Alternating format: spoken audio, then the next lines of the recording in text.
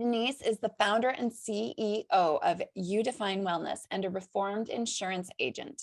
After a 30-year career in the insurance and financial services industry, she calls herself a reformed insurance agent after seeing how the sausage was made.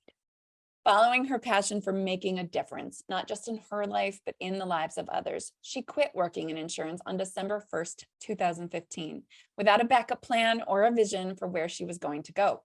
The result, however, is the creation of a program called You Define Wellness, an employee benefit plan that actually benefits the employees in meaningful ways. Denise will be interviewed by the fabulous Coach Lee to learn how suddenly leaving behind an entire lifestyle has impacted her friendships. So welcome back to the stage, Coach Lee. And let me find Denise. And if you find her first, there we go. Perfect. All right, take it away, Coach Lee. All right. Thank you so much. Thank you, Denise. It's so wonderful to see you again. How are you doing? How are you I'm feeling? I'm surviving a cold from hell, but I am here. I'm functioning. As long as I don't start laughing and coughing, we'll be fine. Well, we just can't have this interview because I'm going to try and crack you up now. I know. See? We'll Okay. see how we do. Wonderful, wonderful. So really glad to have you here. I met you because I'd reached out to you on LinkedIn. I saw that Mhm, you were doing an adulting series. mhm. So a series in which you interview people about what it takes or what a younger person would need to know about making it through life, essentially. So I reached out to you because I'm a friendship coach, and then we had a great conversation. And you were so open about your personal experiences in your life that I thought, wow, it would be great to talk to you and share this because you have more experience at life than I do. And you've had some experiences in which you could enrich my life. Are you I'd like saying I'm to, old or what? that's not what I said. Okay. You have more experience in the game. You have more practice. Okay. We have different experiences that we excel in, right? I like that. Yes, different Mhm. experiences that we excel in. And so what I wanted one of the things that you'd mentioned was that you'd had quit your job completely Yeah. and so with a Right. cutoff like that, I imagine that it had impacted your friendships and the connections around you. So could you tell us what made you decide to make that change and how it's impacted your friendships? Yeah, let me see if I can intertwine all of that together. For me, it was I hated my job. I was self-employed, but I hated the industry I was in, the clients that I'd had. It was just one of those things that just because you're good at it doesn't mean that you like doing it, but you just keep staying in it and you keep getting more projects and you keep getting more accolades and your resume starts looking really, really good, but you hate your resume. And I felt I was taking money under false pretenses because I hated what I was doing. I didn't believe in Oh, it. And mm, literally on December 1st, 2015, I woke up at 3:15 in the morning, nauseated with the thought of going to work that day and knowing that if I didn't get out right that very minute, it was I was going to be sacrificing my soul. So to save my soul, I literally quit. As I said, it was self-employed. My clients knew I'd been wanting to do something else. They just kept giving me more projects. I had bills to pay, so I kept taking those. That's the false pretenses that I felt was in existence. So at 3:30 in the morning, I'm writing a letter to my clients quitting and saying, you know what, we can't just drag this out anymore. We just need to end it right now. But I'm no dummy. I waited until my husband woke up to let him read it first before I sent it. mm. And he said, so this is what the Acapulco cliff divers feel like. You're hoping and praying that there's water down below when you dive off the cliff. And so I did. In terms of how it affected my friendships, um, as an adult, it's really hard to make friends, right? Mhm. Where do you make them? Mhm. And I tended to make them through my work. Well, I had just abruptly left my work, Right. abruptly. I had no network. I had no other than my work. Right. And I have stayed in contact with some of them, but just as work friendships typically are, they're now at a distance. Hey, we have warm feelings for each other because we spent 10 years together, type of a thing. So it's somebody that was nice to know from my past. But those just don't exist anymore. And I'm going to pause there because I know there's going to be another question. There's more to the story.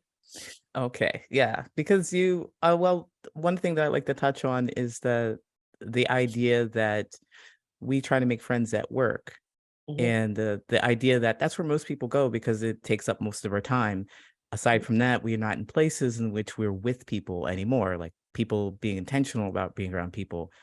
Like, I believe that we've started making friends at school, and then after, just because we're in the same place, we're in the same place together. You look left to your right, the classmates, make friends with your classmates and don't think more about it.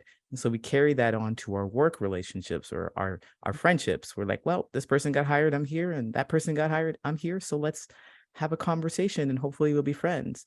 But what happens if you don't like your job or you don't feel fulfilled in it? Or what happens if you decide that you don't like the people that are around you? What do you do then? And so it sounds like you made a huge change and a shift, right? And I'm curious about what you did after that. So you're not able to make friends at work because you're not working. Yeah. What got you into what you're doing now, and how were you able to connect with others? Well, how I got into what I'm doing now is literally was in a meditation a few days later, because when I'm at the bottom of my barrel and I don't know what to do, I meditate. And I do a lot of journal meditation. So where I'm meditating and I'm writing notes all the time. And in that meditation, about 4 or 5 days later, it was literally a message that you know what you need to do, get off your butt and go do it. And it was take a business plan off the shelf of my closet and go put it into motion. And that business plan is what became You Define Wellness today. So there's some interesting things that have taken place. I mean, I was in an industry I didn't like. I was in the insurance industry. I didn't like it. And there's some interesting people there, but we just really didn't have a lot of commonality. Right. And when I started down the path of You Define Wellness, here I am, this reformed insurance agent. I am not a healer myself. I am married to one. My husband is a massage therapist. But I suddenly found my tribe. I've developed some philosophies in life that when you're struggling, you're not on your life path. And that's a good sign that you need to do something to change your life path, because you're change what you're doing to get back on your life path. And that's exactly where I was. When you are on your life path, things tend to come easy and answers happen. I really did not have friends. That's a really bold statement to make. But my friendships in my entire life have always been just 1 or 2 people super, super close. You know, a lot of people, and hey, you're, acquaintances and everything. Your yearbook gets signed, right? But you're really tight with 1 or 2 people. And before I started You Define Wellness, I had 2 girlfriends, and they were my half of the wedding party. And we were tighter than you can possibly imagine, but we had fallouts towards the end. And we've been talking an awful lot about alcoholism at this conference here. Right. And I've been almost afraid to announce that today is my 11-year sobriety date. And congratulations. Yes, it is. Okay, so you do get an applause. Yes. Yay. Definitely. Yay, congratulations. thank you. That's wonderful. My best friends that I had, they died. I don't have my half of my wedding party is no longer alive. They died of alcoholism. And those friendships were lost. And those were the type of friendships that, we finished each other's sentences. We were always together, we were just tight as tight can be, but we had a falling out before they died on both of them. And so we had set our boundaries and we'd had to move away from them, because their alcoholism when they were drinking, they were just one of them was just a very dark personality, and we had to move away from her. And then the other one, it was just a sad situation. But here I was launching my business. I really didn't have a support network. I didn't have those deep friendships. And I had been craving those friendships again, because those are wonderful. Those are the friendships from the heart. And, oh my gosh, they fuel you and everything. We want people to understand us. We want people to know us. Yeah. It's awesome. And I suddenly found myself walking my path in building You Define Wellness. Here again, I was not a healer, but I'm surrounded by healers, and they were my peeps, my people, my tribe. I People would started say dating. people would say mirrors here. I don't Yeah, know. they're I think mirrors. people would say mirrors. You're like, I'm not a Yeah. healer, but Well, and people would tell me, yeah, you are a healer, Denise, stop it. Well, I'm just a healer of a different way. Okay. I yeah, heal businesses. I heal at a different level. It's just not the same realm, but the same essence, yes. perhaps. And I just started making these connections to the most wonderful people in the world who got me. Nobody Mm, had ever gotten me in my entire life. And here was this hundreds and hundreds of people who suddenly got me. mm, And it's fueled me. And yeah, while I don't have any of those deep friendships of the heart like I'd had before, in essence, and if I really looked at them, all of them were very toxic relationships in one way or another. The friendships we have now that I am surrounded with now, they are not the people that, hey, I'm going to call them up at the end of my day and tell them how it went. No, it's not those kind of friendships, but I could. They're hmm, they're the people who have my back, and they know I have their back. They're the people I'm going to hitch my wagon to, no matter what they're doing. I'm going to be with them, and yeah. they're the friendships of love. And it came about, and this is in essence going to your theme of this whole thing. It came about because as I started building You Define Wellness, I started finding me. I didn't know who I was for a very long time.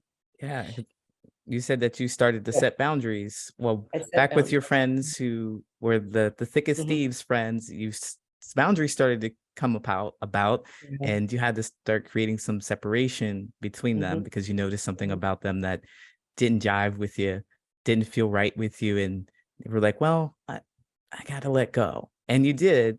And so you started discovering more of yourself. And it sounds like there are more friends that have come in, like more people who really see you authentically. They do, warts and all, and I get to Mm, see them authentically, warts yeah. and all.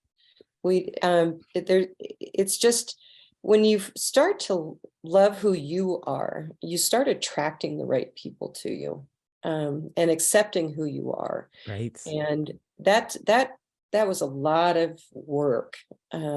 Some with coaches, some with going to conferences, some with journaling, a lot with meditating, and just really sitting with myself and asking myself, who am I? What do I like? What do I not like?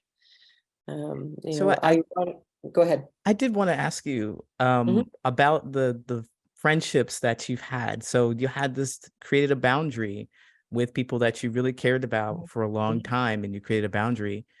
I'd ask you if you could return to that place and Yeah. tell us about what you felt right after and what made you hold up that boundary. I mean, were you challenged a few times? Like, did they reach out to you and say, "Hey, let's hang out again"? What Yeah. happened? Yeah.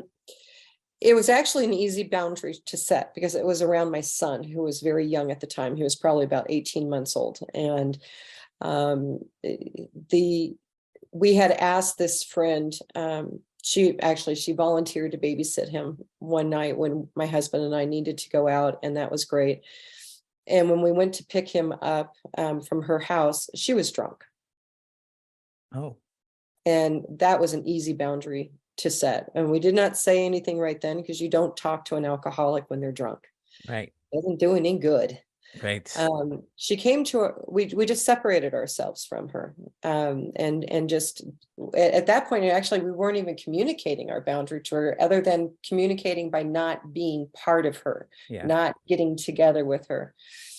And she came to our house unexpectedly one day, and we were able to sit down and have the conversation. We ended up having several conversations before she died, um, around these boundaries and why we did what we had, and in order to protect our children from her and Yeah. her drinking. And at the time, we were still alcoholics. I mean, we hadn't given up alcohol at that point in time, Oh, okay. but we knew how dark it was for her, and we just needed to protect our kids from it. So in some ways Absolutely. we felt hypocritical, saying, hey, you're a drinker. Hey, we're drinkers too, but you can't drink around our kid. But hey, we can drink around our kid. Well, yeah, of Uh, course. I mean, people would try to tell me things like I'd be in a relationship with someone. So this is a relationship with alcohol. This is something like I would say, but a relationship with a friend or a mm, partner, right? And somebody would on the outside would say, look, this doesn't look healthy. And I'm like, on the inside of it, I'm enjoying this. And you don't know I love. You don't know my love. You don't know what yeah. happens in this space. I'm capable of handling myself. I'm capable of knowing what I can do in this space. So Mhm, get out of here. You're not like me. You're not me. I can't trust you, but yeah. I know what I'm capable of. And so Yeah. I can see that you'd want to be like, I don't know. It doesn't sound hypocritical to me, but It felt it hypocritical felt to us. hypocritical. Yeah, it felt hypocritical. Yeah. But I want to make sure I answer your question. How did it make it feel? How did we Yeah. feel when we kept those boundaries? Sad. We Yeah. cried. We cried. We grieved. We lost our friend. We never really, I mean, we're truly friends if we couldn't have that level of understanding, but she was not willing to accept our boundaries. And so she badmouthed us, and Wow. she went off. The last time I saw her, we were both pregnant. We happened to have the same endocrinologist, and we had an appointment at the same time. Oh, And so I saw her, and I grieved for the fact that we had always wanted to have kids together. And we did not share our pregnancies at that point. And that, so there was a lot of sadness around it. And then when we found out she had died of alcohol related drowning, and I didn't cry at that point, that the tears were all gone. But I was very sad for the loss of this really tight friendship that we had had for so many years. But it was a friendship not based on who we were as individuals. It was a friendship based on alcohol and the fact that we like to party together. And in fact, she used to say to me all the time, "Oh, I just love you so much more when you're drunk. You're so much fun then." Well, the opposite of that is you're no fun when you're not drunk. right. And Exactly. that's the message I heard. Wow. That's really, really deep because, well, our friendships, especially when we expect them to last for a long time, we're close and we expect to have more and more of the same, more and more connection and grow closer together. It is really painful to have to let go. Mhm. And I do appreciate that you said that you felt sad about this and you took the time to grieve and not just kind of say, oh, well, it's their fault. They're terrible. They can't fix themselves. They can't get it right. They must not care about me. But you took the time to recognize that you understand where they are Mhm. and what you're looking for. And so it's okay to be sad. You really have to process those feelings. You really Mhm. have to come face to face with them. So you talked about meditation and journaling. I bet they were really great tools to help you get through a space like that. They were, that's what I leaned on. And I own the book Meditation for Dummies. So I'm not a great meditator, I'm going to tell you that. Or I wasn't at the time when I started, and especially at this time. But when it was the only thing I knew as how to find answers. And that was to go within, get quiet, listen to music. I tell people, hey, you can call it prayer, you can call it meditation, you can Right. call it just sitting and getting centered. It doesn't really matter what you call it, but it was where the answers came.